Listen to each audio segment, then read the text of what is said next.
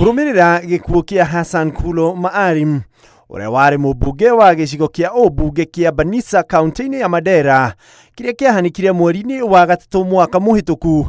Riu aikari ni marurunganite makiuga matire na mumateteri.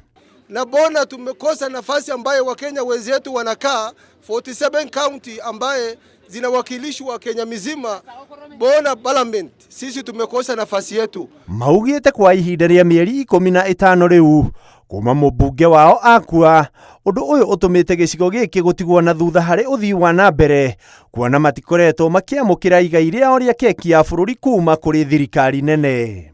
Sisi kama watu ya Banisa, ukiangalia shida yetu, mambo ya bursaries, mambo ya CDF, mambo ya project ya national government, yote hatupati kwa sababu hakuna wakilishi inatuwakilisha katika bunge wetu. Kuri uguo ni moritie bunge ya gibururi gutabania mogaruruku hari mawatho ma IEBC niguo gwitikira afitha munene wa IEBC kuhariria githurano mwena uyu. Hiyo amrishe bunge arekebishe katiba ili mkuu ama mkurugenzi wa IEBC anaweza conduct by election. Requesting you to actively help resolve this matter, because each day this by-election is delayed is an additional day we continue to suffer. Ndeto ino yukite riri kamiti ino ya IEBC itigitwo itari na commissioner miaka iri riu kuma githurano kinene kia bururi kia mwaka wa 2022 gitafanio.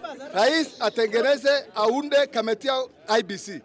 Election afanye haraka. Zamani miezi 3, sasa miezi 15. Handu-ini ha Inooro TV, njitagwo Ikua wa Boshi.